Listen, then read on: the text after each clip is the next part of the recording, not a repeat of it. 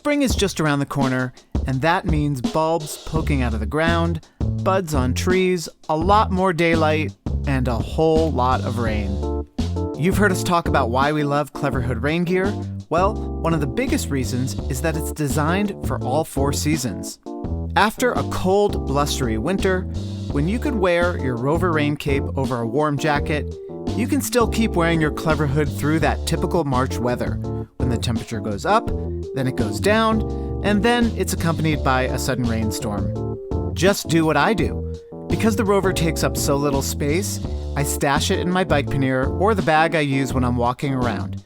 As soon as the weather takes a turn, I'm good to go. No amount of rain can stop my ride or break my stride. Listeners of the War on Cars can save 15% on everything in the Cleverhood store, now through the end of March. Just go to cleverhood.com/waroncars and enter the Rain March at checkout.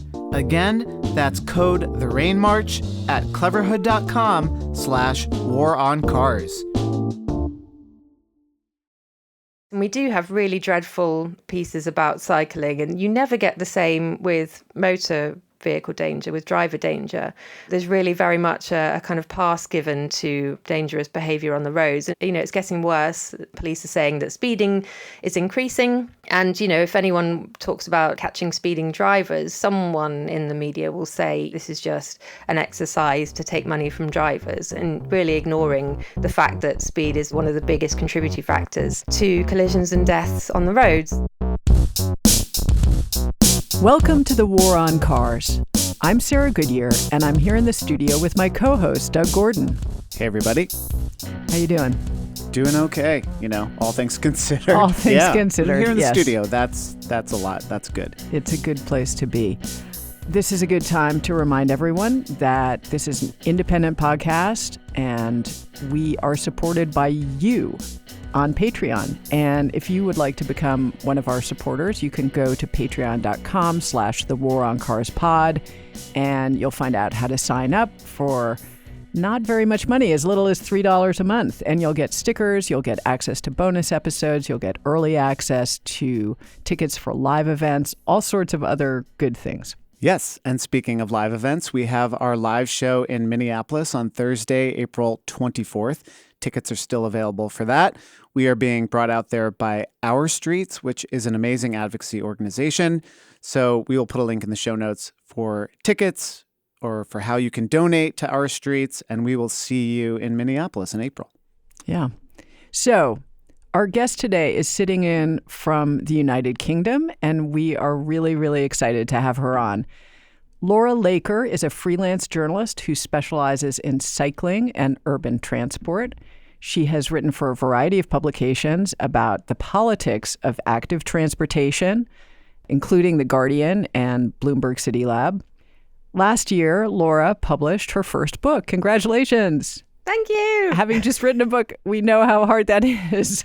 It's called Potholes and Pavements, a Bumpy Ride on Britain's National Cycle Network. And that is available from Bloomsbury. And it's a really, really fun book, and we're going to talk about it. Laura also co-hosts her own podcast, which is called Streets Ahead, with a couple of other folks. And in 2021, Laura led the team that put together the UK's first road collision reporting guidelines. And those set out best practices for the media and professionals to talk about road crashes, their prevention, and aftermath. Laura Laker, welcome to the War on Cars. Thank you. I'm very excited to be here.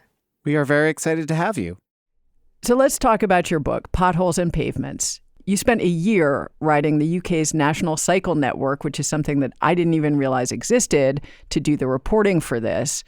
And you weave together your personal adventures on this 13,000-mile cycle network with a tremendous amount of information about the history of how it was built, the history of bicycle advocacy in Britain in general.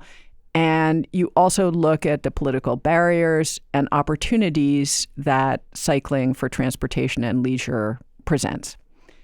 So maybe you could start by describing the National Cycle Network and tell us what that is, because most of our listeners are not in the UK. Yeah, well, you're not alone. And even in the UK, only 26% of people have heard of the NCN, the National Cycle Network. And it's one of those funny things. I mean, I remember taking an ex with me. He wasn't my ex at the time, when I first was trying to pitch the idea of this book. And we went for a ride, and he had no idea about the NCN either. He'd sort of started cycling during the pandemic. And so we went for this ride to find the nearest section to me, and we finally reached it, and it was kind of a crossing, a pedestrian crossing, and you had to sort of press the button like you do on any pedestrian crossing, and then sort of, kind of waddle over to the button and then wait, and then cycle over, and there's a little blue sticker, and I took a photo because that was the first kind of sighting of the NCN during our adventures, what would become a sort of year-long adventure. And he was sort of looking at me and saying, "What are you taking a picture of?" And it's kind of like Alice in Wonderland, when she goes down the rabbit hole, and suddenly when you see these stickers, you realise actually this is a route that's part of a network, but you could drive or walk or even cycle down the same street, the same neighbourhood for years and never realise and never notice, because it's kind of stuck in the corners. And it's a little bit, I described it as parasitic, because quite often it's not a cycle lane or a cycle route or anything that's been designed for cycling. It's like a bit of road, a bit of pavement that maybe was sort of suitable-ish, but then has never really been improved. And it's got volunteers who kind of stick these stickers on to lampposts, and sometimes there's money for signage. But it really is kind of random. But it's also, as I realised through my adventures, through my exploration of the network, kind of a beautiful thing, because it was really, started by volunteers, by people who wanted safe cycling routes in the late 70s and early 80s. The government wasn't building for that. They were doing roads for cars. And yeah, so they just thought, well, let's try and do something ourselves. And it's kind of retained this sort of maverick spirit ever since. And even today, it's run by a charity called Sustrans, with bits and bobs of funding. Sometimes it gets government money, sometimes not. But it's just very frustrating. But also, the more I looked into it, the more I realised what a miracle it is, really. So yeah, I kind of fell down the rabbit hole and had these most wonderful adventures along these routes, because some of them are on old railway paths, and so you get to see beautiful parts of the country, and it really takes you to some stunning parts of the UK, across Scotland and down in Cornwall. There's some fantastic ones, but yeah, it's just, you really don't know what you're going to get. So it's quite an adventure. When you were in Cornwall, you had a little fun with it. You were, I think, on an e-bike, a pink e-bike, is that right? Yes. And yes. You got the idea that it would be fun to cycle across Cornwall, which is apparently quite famously hilly. Fiercely hilly. Fiercely hilly. I've been there. It's very hilly. That you would do that wearing dresses and also with a shrub that you were delivering to your sister. Can you tell us a little bit about that Cornwall leg, because that's very fun. Yeah, that was fun. I have a love of whimsy and silliness, so I kind of wanted to do something daft, and I have this pink electric bike, which is very heavy. It weighs 25 kilos, which I don't want to do the maths, but anyway, it's a very heavy bike, and it's kind of a town bike. And it's got a basket on the front. And ever since I've had it, I was cycling a lot in London before on a regular bike, but then I got this pink e-bike, and it kind of just the most magical thing. And suddenly I'm whizzing round town. I don't have to, worry about getting sweaty where I arrive. And when I got to Cornwall, because I knew Cornwall from doing the Land's End to John O'Groats ride in 2019, also on an e-bike, and the Cornwall leg was the bit that I was most glad of the motor. So I thought, if I'm going to go to Cornwall, I have to take the e-bike. And I'd done this cutting of a shrub from my next door neighbour's garden in the first lockdown, and I wanted to take it to my sister. And I thought, well, I don't have a car. If I take it on a train, it's just going to be a big faff. So I was like, right, what I'm going to do, I'm going to take it to my sister's via Land's End, which is the most westerly point of England, and I'm going to cycle it across Cornwall. And I just love the idea of, it's just a fun idea. So in the shrub went into a box, and it was really lovely, actually, because as I was riding along, it wasn't very big. These little leaves were sort of wafting around like little hands waving. And everywhere I went, it just was like very jolly. It kind of added a very jolly note to my travels because it was just like, it seemed to be having a nice time in the front there. So yeah, I was just having a great time with the shrub. It was making me chuckle as I went along, which was helpful because Cornwall is extremely hilly. I think I cried, actually. It was so hilly. I kept going the wrong way because the little signs sometimes are missing or sometimes get submerged into a hedge. And if you've ever been to the UK, you might have seen these funny little lanes that we have with really high hedges, and they're super narrow. And I think it kind of scares American tourists because, you have big roads there, and if you meet another driver, you have to slam on the brakes. So we had an adventure, and the shrub made it across Cornwall, but it was quite a sort of slapstick leg of the journey, which I think is important when you're cycling. I think it's important not to take it too seriously and to have some fun. And the dresses were part of that. I mean, I hate shopping for clothes. So I just kind of wear through my clothes and I'm like, oh God, I have to go shopping again. But have all these dresses, which I buy thinking I'm going to wear them and then don't wear them. So I thought now is the time to put on a dress and go cycling across the county. So that was my whimsical travel across Cornwall. It's a lovely place, but my goodness, you need a motor. Earlier, you mentioned the people who sort of adopt the cycle network and put up stickers and maintain it and build things with their own hands. Can you talk about some of those people? You rode with some of these folks along the cycling network, specifically John Grimshaw and Caroline Levitt. Yeah. So John Grimshaw was one of the founders of Sustrans. I mean, he was worried that I'd made too much of a fuss about his role, but he was one of the driving forces. So he was living in Bristol, still living in Bristol. He was living there in the late 70s. And he was an engineer, a civil engineer, and he and some local Friends of the Earth kind of campaigners. And Friends of the Earth is a national environmental charity that has local branches. And so they were very much concerned about the environment, obviously. And one of the things they were worried about was the proliferation of motor traffic and the provision for motor traffic above all other forms of transport, seemingly. And he wrote this sort of pamphlet in the 70s about the growth in motor traffic, and it literally could have been written today. He was saying, why are we investing all of this time and energy and money into something that's not serving the sort of most journeys that we're doing, which are short? It doesn't make sense to get in your car for a mile or two. And why aren't we building cycle routes so that kids can cycle safely? And that was very much their driving aim. And so, yeah, they got together with a bunch of other volunteers from environmental groups of various sorts. And it was a really kind of broad church of people. There were artists there. And so they all brought their own skill set to the party, if you like. And they held these protests in the local parks. And there was some kind of performance art there. So they tried to make music out of bits of bicycle and just make a bit of a spectacle. It's really lovely, actually.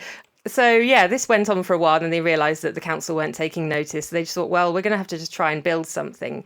And so John, being an engineer, started going off and surveying, in inverted commas. They didn't have access to land or any money. But he thought if he identified something that maybe the next steps would present themselves. And so he found this old railway trail that led between Bristol and the next town and a river valley. And so, over time, they managed to get the permission to develop a path along the route, and then they got some money from the family trust of a shoe company called Clark's. And so, yeah, he promised them a nice rough path that would wear out lots of shoes. And so they gave him 10 grand, and that was the first bit of funding for the National Cycle Network, which I just think is a lovely story. And so they got together and it was very ramshackle, and they had I've seen pictures of trailers that were attached to their old road bikes because it was sort of late 70s, early 80s. And then kids got roped in and they were digging on the weekends. Yeah, and eventually, within 5 years, they'd done the first few miles, and it was all just volunteer power pretty much. Amazing. And so, eventually over time, this kind of morphed into other paths, other kind of local campaigners. And John would go along to advise them about what they needed to do in their area from what he'd learned. And then eventually they got the ideas together that they would try and make a national network. There was some funding available from the National Lottery in the Millennium. And so they thought they'd bid for a national cycle network, and they got all these people together and kind of bid for this big project. And yeah, there was no money for maintenance, so volunteers ended up, being the maintenance. And so you get these people who are still, the same people doing the same stretch 40, 50 years later. It makes me think about something that you write in the book. One of my favorite lines is, ultimately, you get the user you build routes for. Yeah. And And the idea that if you invest money and resources and land and time and political power into a network of roads or routes, you will get the users that network is designed for. And it's sort of the concept of induced demand, right, that we normally talk about when we're talking about highways. But when you build bike routes, they too induce demand, right? That if you build the bike routes, then people will want to ride on them and they will ride on them. And so I'm just very interested in the idea that if we built these routes out, and when we do build them out, that they create their own constituencies. Yeah, that's right. And one kind of example that I came across was up in the Lake District, beautiful part of the country, but very hilly and really very few off-road paths, almost none. And there was this one that had been a dirt track and a few bridges, and it was an old railway path across this beautiful little gorge. And there was a big storm in 2015. A load of water fell on a pass and then it sort of ended up funneled into this narrow valley and just crushed these railway bridges. It was quite incredible. We don't get majorly extreme weather in the UK. And so this was quite dramatic. And it took years to build these railway bridges back, to put the cycle path back. And part of the reconstruction plan was to put tarmac down instead of the gravel. And because it's the Lake District and everyone knows and loves the Lake District and feels a kind of ownership over it, people got really angry about the idea of tarmac. Because, this is the countryside effectively. And never mind that the roads are obviously tarmacked and no one would think about having a main road as a dirt track. But it was a real fight for the national park. And they got some quite nasty comments, and from all over the country, they got a kind of tidal wave of emotion through kind of social media and emails and headlines in the national papers. But they held firm and they put the tarmac down and these beautiful new bridges came in. And usership increased something like 300%. And it's the same story up in the Pennines, which is another national park. They resurfaced what had been a very muddy path and they got an increase of 700% in users. And they couldn't believe it, actually. They thought that the numbers were wrong on the counters, but in fact, no, because it was so muddy before, people couldn't use it. And the kinds of people that are using these paths now that they're tarmac are people on mobility scooters, those things with the little wheels, because you can't go off-road in those things. You really need a proper smooth surface. And these, the kind of people that I saw using the path wouldn't have been able to get out there before this had happened. And so you've got to think, what are people supposed to do? If they have a wheelchair, they use a wheelchair, or a mobility scooter, are we kind of locking them out of the countryside? Is that really what we want? And I think we have an idea of the countryside being this kind of, obviously a natural landscape, but you need to be able to access it. And I think, retaining it for just the fit and the brave is really very unfair. So, Laura, in the book, you go for a ride with someone named Andy Cox, who is a London cop. He was the head of Vision Zero for the Metropolitan Police. Let's talk about him and how his attitudes towards policing and enforcement and investigation changed once he started getting out there and experiencing the roads for himself. Yeah, so Andy Cox had been... Well, he hadn't been interested in road safety, he told me, which has surprised me because I'd first met him when he was doing the Vision Zero work for the Metropolitan Police in London. And actually, he got given this job. And because it's the police, you kind of get given a job and you just say yes because it's very hierarchical and it kind of become quite random. So it wasn't something that he had particular interest in. But the thing that he started to realise when he began this work was that actually, unlike homicide, there weren't the resources or even the evidence-based policing that you would see with other forms of crime. And it was really treated very differently. It was poorly resourced. And the impact on families and loved ones when someone's killed or injured on the roads is really, it's as bad as any other death. And it's, it's quite often a violent death. And the implications are so severe. And the numbers that we have in the UK, we have around 1,600 people die on the roads every year. Around every 20 minutes, someone's killed or seriously injured.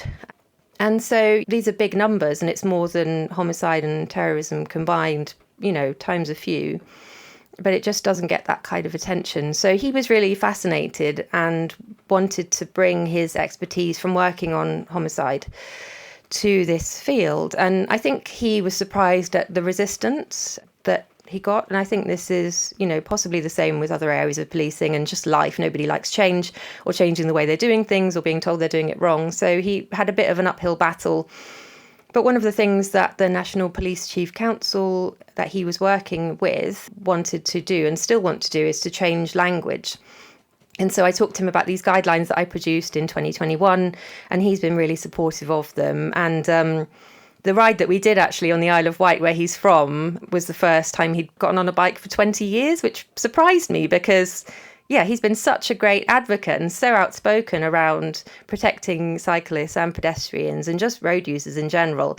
But for him, it's not coming from a place of, he's a cyclist. It's coming from a place of, the evidence is showing us that a lot of people are being harmed.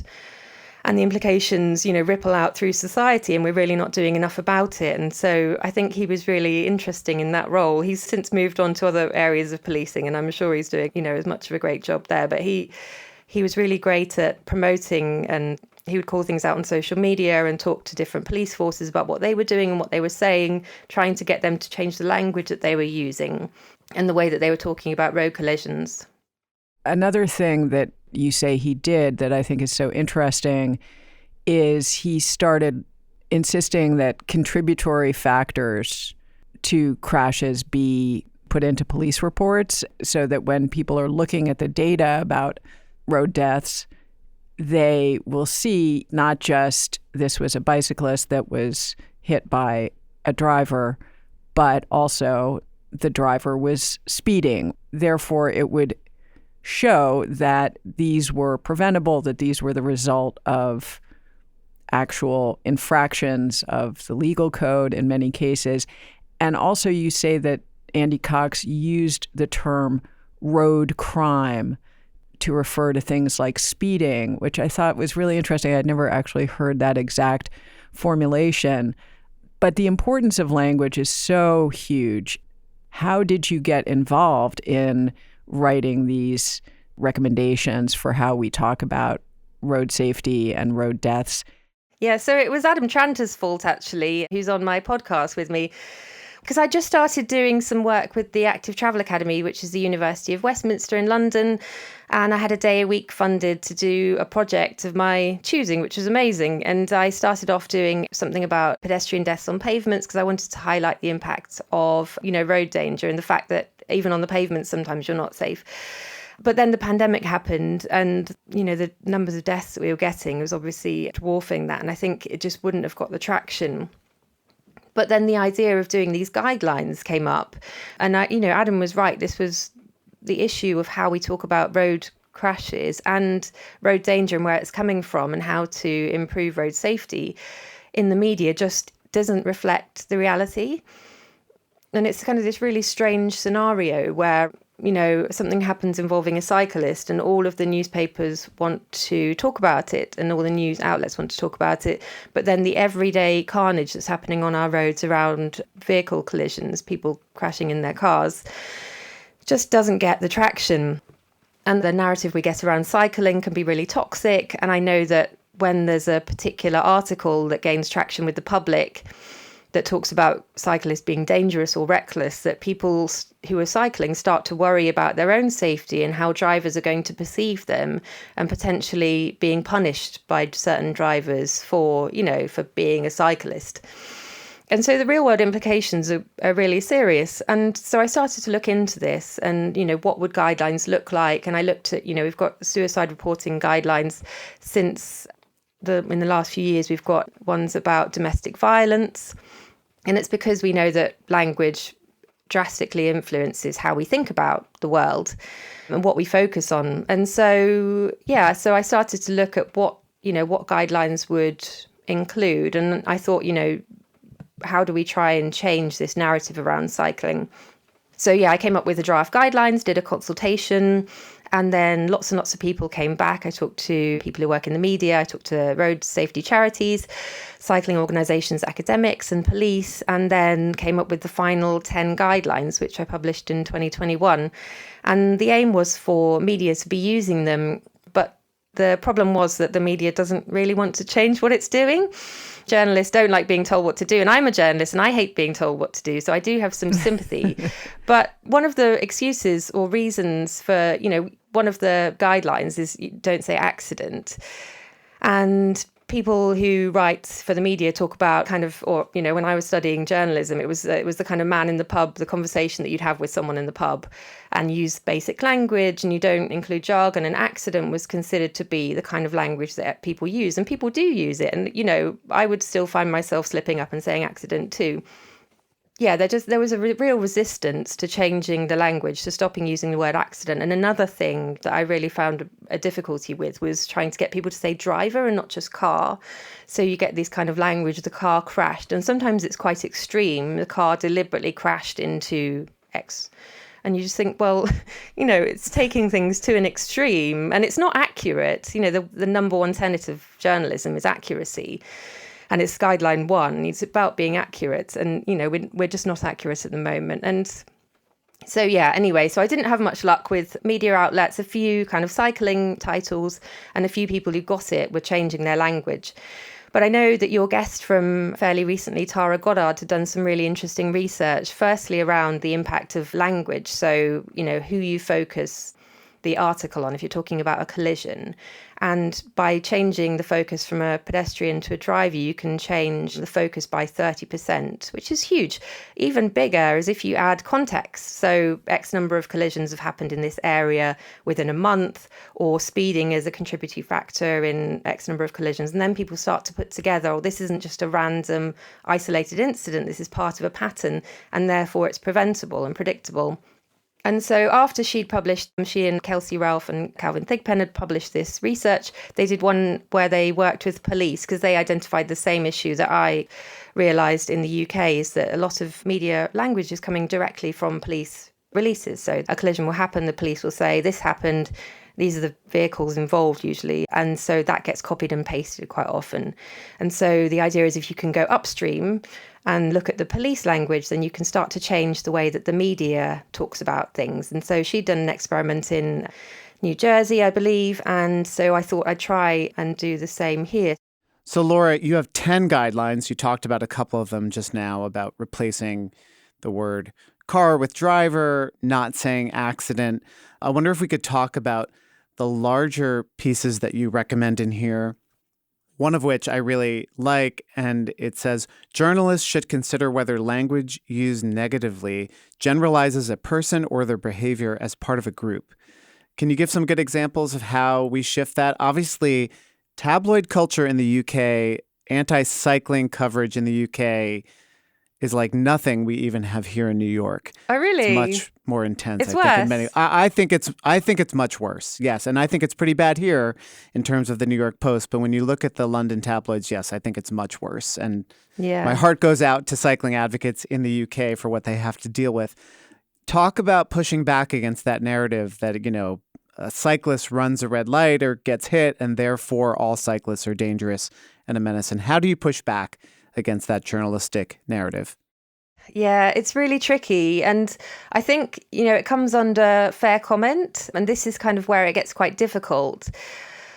Journalists have got, as anyone has a right to their opinion and to share their opinion. And there's really nothing in regular kind of journalistic guidelines to stop them from doing that. Where I ended up focusing my attention was around the accuracy and the balance and specific words and saying driver and trying to really sort of drill down on that accuracy part because, having sort of thought about this, and we do have really dreadful pieces about cycling, and you never get the same with motor vehicle danger, with driver danger. There's really very much a kind of pass given to dangerous behaviour on the roads. It's getting worse. Police are saying that speeding is increasing. And, if anyone talks about catching speeding drivers, someone in the media will say this is just an exercise to take money from drivers, and really ignoring the fact that speed is one of the biggest contributing factors to collisions and deaths on the roads. So it's really frustrating, and it's sad, and it's enraging at points to see this kind of language. And I sometimes get asked to be a talking head on radio shows and sometimes TV. And it's usually about when someone cycling has done something, or when there's a proposal to crack down on cyclists. And it really feeds into, how we kind of tackle road danger. And only this week, the government's proposing some new rules, some new offences on the roads. There's 13 of them, 11 of which are focused on cycling, frustratingly. And so this really feeds in. And yeah, it's a very, very difficult one to change. So that's kind of the reason that I focused on the accident and on the, say, driver, not car, and on, adding context, because we know that those are things that can feed in from the professional field into media reporting and try and give the public a bit more of a sense of actually what's happening on the road isn't cyclists mowing people down. It's actually the dangers coming from elsewhere. The other thing I really like about the report, you include a list of experts and organizations that, look, let's be honest, I say this with all respect for my colleagues in the media. Sometimes we can be lazy and we just want to call the first person that comes to mind because you're on a deadline. I don't mean that pejoratively, like it's a fast-moving thing. You just call the first person who comes to mind and you get a quote from them, and they may not be the best person to speak with. And your report includes a pretty extensive list of cycling organizations, road safety organizations, which I think is great and a really good model for US-based and North American-based cycling and pedestrian safety organizations. Like, get these lists to the journalists before the crash happens, before the crisis happens, so that when they have to find that expert quote, they're not going to, I think here we have, various road safety things that are usually fronts for drivers' rights. The American Motorists Association, it's some random thing, not the AAA. Yeah. Talk about how that list came together, and I think it's just a great model for what we should be doing everywhere. Yeah, because journalists aren't experts on everything. They tend to be generalists. And I think some issues around traffic and, constricting traffic, for example, can be quite counterintuitive. And having journalists get briefings from experts who aren't just, the usual suspects can be really powerful because, a journalist wants to do a good job. But there's always that pressure to get the clicks, especially now everything's online. But yeah, my 10th guideline is sort of encouraging journalists to get that context on the broader issues around road safety and to use those professionals who are very, very happy to help. I mean, the fact of these new offences being proposed in the UK, road safety organisations are saying, well, these aren't priorities, actually. They've clearly come from more of the sort of tabloid focus on cycling danger and not actual facts. So it does have a huge impact. It feeds into politicians' ears because politicians also mostly aren't experts. And so, yeah, if you can change media narrative, you can really have a big impact on decision makers and how they understand issues. As you may have heard, we very recently here in the city of New York were able to turn on the cameras for congestion pricing after years and decades of struggling to get that to happen. Don't know how long it's going to last, frankly, but and it might may not last to the end of us recording this episode. We don't know. And when we are airing this episode, it could very well not exist anymore. No, you're joking. Oh, yeah. No, I'm not joking because, like I said, we live in the United States of America, and all bets are off. All bets are off. But I'm interested in hearing your perspective as somebody who has lived through the transition that London has made, not only with congestion pricing and the ultra low emission zones and reducing speed limits in various neighborhoods and constructing a fairly robust cycle network within the City of London. What has your perception been of the way London has been changed by this holistic approach to slowing down traffic, reducing congestion, improving air quality, making a better bike network, all of that. Has it made a real palpable difference in your life? Yeah, massive. And I think it's worth remembering back in 2010, in his first term as Mayor of London, he announced plans to remove what was then the western extension of the original congestion charge zone. Now, this had been a hugely successful measure, and it instantly reduced traffic in the central zone by something like 18%, and then reduced congestion by 30%. So it was, as a policy measure, a success. That was Ken Livingstone, the first Mayor of London. And then he came in and he wanted to make his own mark. And so he did remove the western zone, which was a kind of Kensington and Chelsea area, which was his kind of constituent, more of a conservative side of London. But then 5 years later, he announced plans for the ultra low emission zone, which then was introduced by Sadiq Khan in 2019. So, just to give you a bit of hope, I think backward steps are part of the forward trajectory, unfortunately. And he really changed his mind. He was playing politics with it by the end, and as we'd expect. But it has made a big difference. And when the ultra low emission zone was being proposed in 2019, I met a couple of people who'd said that they were getting rid of their vehicles because of ULEZ. It was just that final kind of tipping point, which made the car not make sense for them anymore. I know my neighbours got rid of one of their cars. Yeah, so it does have an impact. And then, it has improved air quality further. So yeah, it's been successful. And just riding around, does it feel different? I mean, how has the experience of riding around London evolved over the last 15 years? Yeah, it's hard to say in terms of traffic because it's kind of, I'm out at various random times of day. Being self-employed, I'm kind of darting here, there and everywhere, really. So at different times of day. But one thing that has really, really improved in London since I've lived here since 2007 is the cycle lanes and the sheer volumes of people cycling here.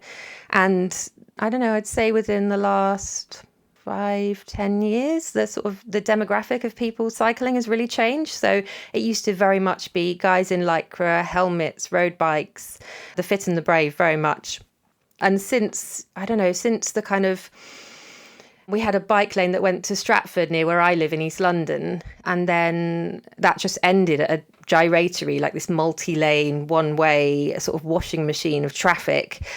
And it was horrible to ride on. So you kind of got there and you were left to your own devices. And so you really just had the brave people riding on the bike lane because that's you could get there. And then a couple of years ago, they removed the one-way system and put bike lanes in. And they did a great job. It was really, really nice, actually, planting and just much more people friendly. And since then, you really started to see much more kind of representative demographic of people cycling. So yeah, just regular folk, much more diverse, a lot more women. A lot more kind of regular bikes like sit up and city bikes, which is great to see. And yeah, so that's been a fantastic transformation. And just cycling across London, quite often I'll go somewhere I haven't been for a while and suddenly there's a bike lane or a new low traffic neighbourhood. It's really exciting. I wonder if you could talk a little bit about how the politics have changed, because we're talking about Boris Johnson, conservative. Here in New York, a lot of the bike lanes were started under Mike Bloomberg, former Republican and very conservative billionaire. Today, the politics have just completely bifurcated. Everything is put into these little buckets of like bike lanes are a left-coded, democratic, even farther left than that initiative, and bringing the cars back, that's for the conservatives, that's for the Republicans. How have you seen that evolve and change? Because now I know the ULEZ, for example, that was a big fight. And the low traffic neighborhoods continue to be a big fight. How have the politics changed in the last, let's say, 15, 20 years? Yeah, so Boris Johnson is a conservative, which is on the right. Yeah, he was a real, cheerleader for this stuff. And I think theoretically, cycling is one of those things that could appeal to either side. I mean, on the one hand, it's kind of individualism. You're not paying taxes to do it. It's about kind of going under your own steam. But on the other hand, it's very kind of egalitarian and it should be a great leveller.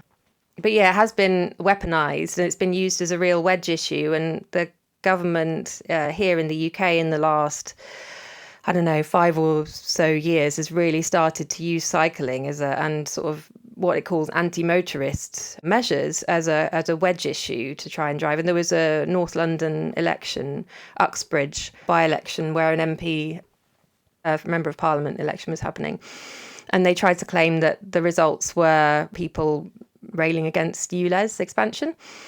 But actually, they'd kind of interpreted it wrong, because the Conservative candidate that won quite narrowly, and actually the Labour candidate had done much better than any sort of Labour candidate previously. But that was all just the narrative. But it really has become, unfortunately, weaponised on both sides in a way of the political divide.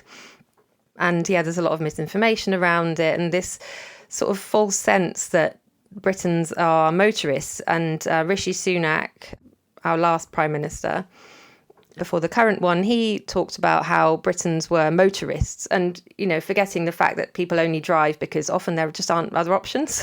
Where I grew up, there was a bus. I was in the countryside, and you had to learn to drive at 17, or you couldn't get anywhere.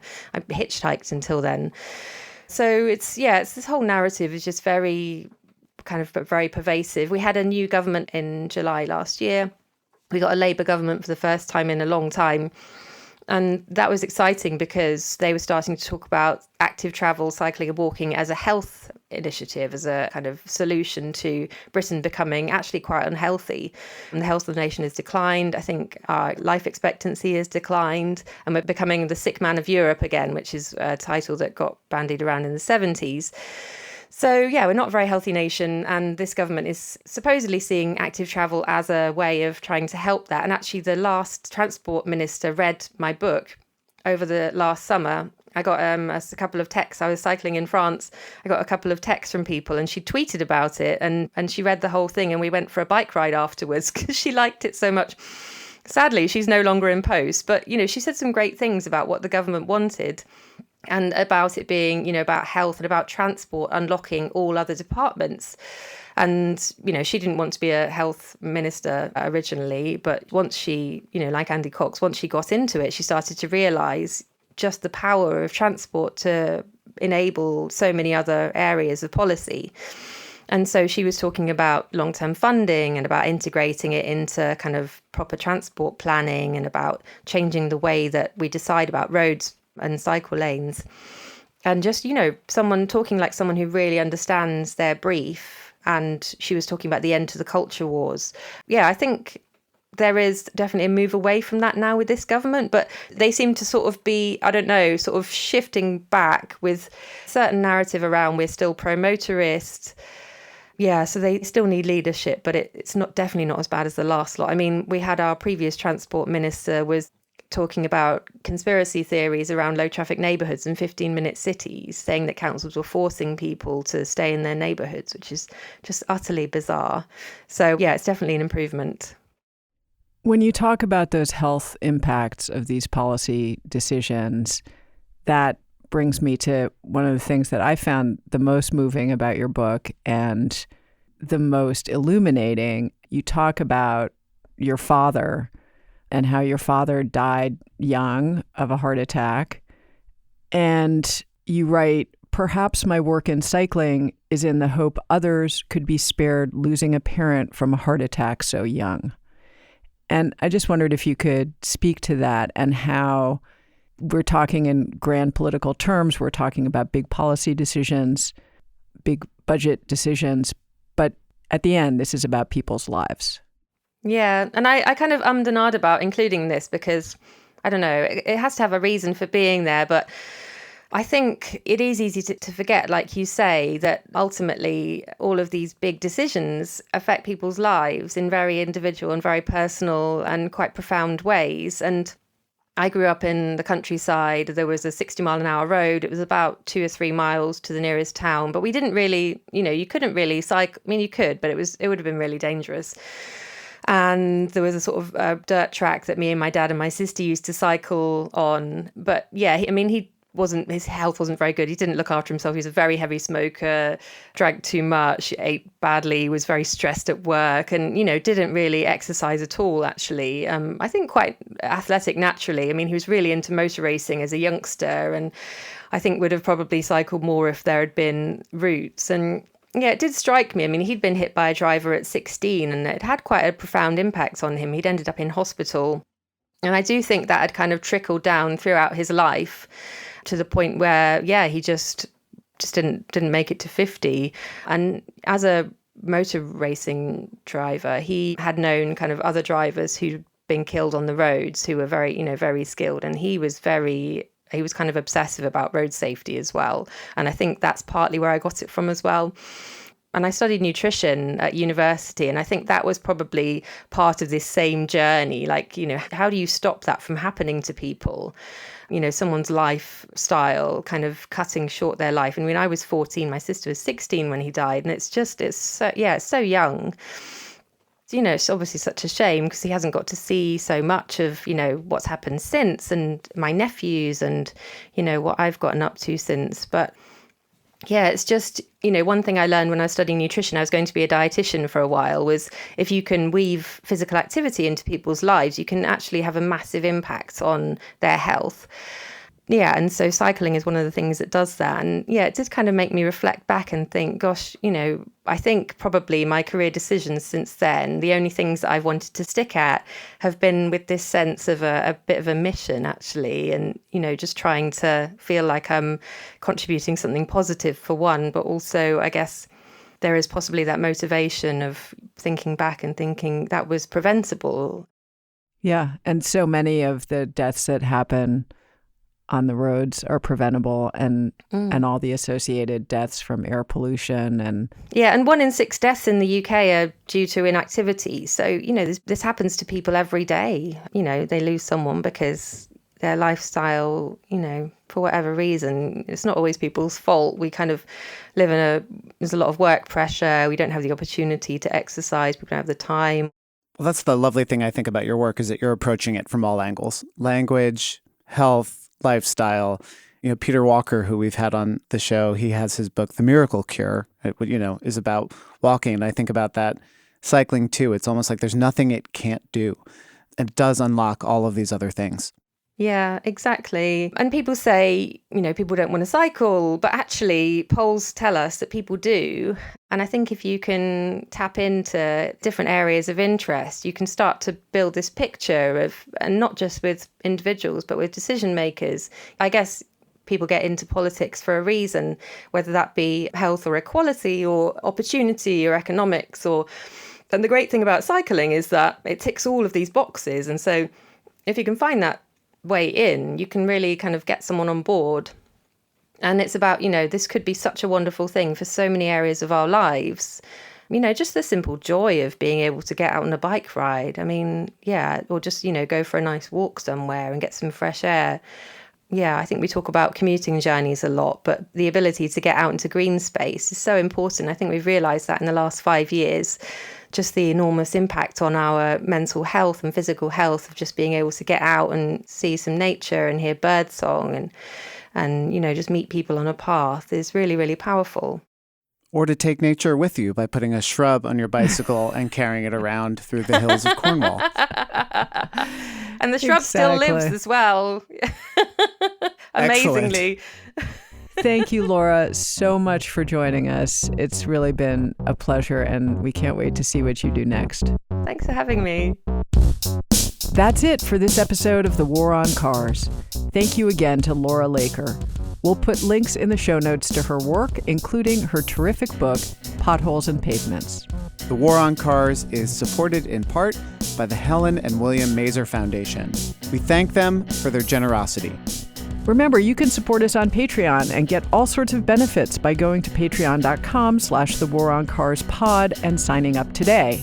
We'd like to give a big thanks to everyone who already supports us on Patreon, including our top contributors, Charlie G. of Human Powered Law in Portland, Oregon, Mark Headland, and Virginia Baker. And just a reminder, we are doing a live show on April 24th in the Twin Cities. We will be in Minneapolis. Our Streets, which is a great advocacy organization, is bringing us out there. We will put a link for tickets in the show notes. Can't wait to do that show. It's going to be a lot of fun. So much fun. This episode was recorded at the Brooklyn Podcasting Studio by Josh Wilcox. It was edited by Ali Lemer. Our theme music is by Nathaniel Goodyear. and transcripts are by Russell Gragg. I'm Sarah Goodyear. I'm Doug Gordon, and this is The War on Cars.